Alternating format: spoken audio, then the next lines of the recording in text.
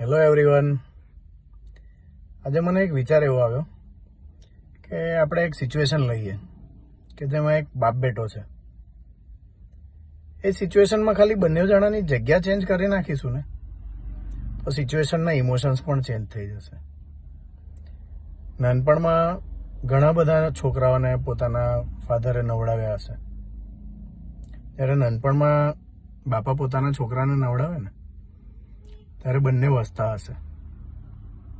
પણ એ જ વસ્તુને વિચાર કરો, અમુક વર્ષ પછી, અમુક ઉંમર પછી અમુક સિચ્યુએશન એવી બને કે જ્યારે છોકરો એના બાપાને નવડાવતો હશે.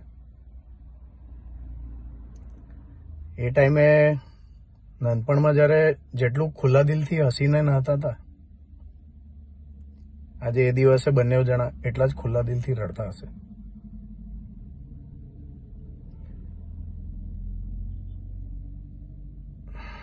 વિચાર શાંતિથી કરવા જેવો છે. કેમ કે આજે આપણા મા બાપ આપણી પાસે છે ને, તો આપણી પાસે અત્યારે હજુ ટાઈમ છે એમને ટાઈમ આપવાનો, એમની જોડે સારી યાદો બનાવવાનો. ઘણી વાર ઘણા બધાને એવું જોયા છે કે અમુક ઉંમર પછી એમના મા બાપ લાઈફ ટાઈમ તો આપણી સાથે રહેવાના નથી, આપણા કરતાં મોટા છે, એટલે આ દુનિયાથી આપણા કરતાં પહેલાં જ જવાના છે. અમુક લોકોને અફસોસ કરતા જોયા છે મા બાપના ગયા પછી. અત્યારે આપણી સિચ્યુએશન એવી છે ને કે સમજો નાનપણમાં એક એક્ઝામ પેપર મળ્યું છે, કોઈક સબ્જેક્ટનું પેપર મળ્યું છે, એના બધા જ સવાલના જવાબ આપણને ખબર છે. એન્ડ ટાઈમે ખબર છે પેલું આમ બધું આવડતું બધું જ હોય પણ ટાઈમ ઓછો પડતો હોય.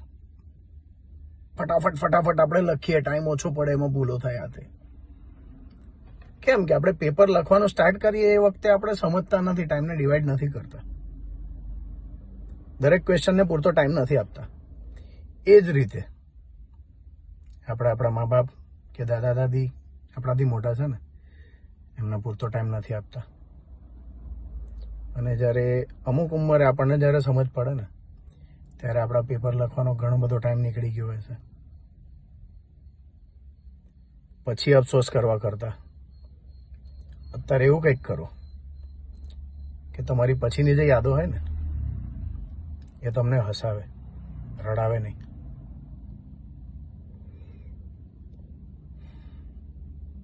શાંતિથી વિચાર કરજો. જય શ્રી કૃષ્ણ.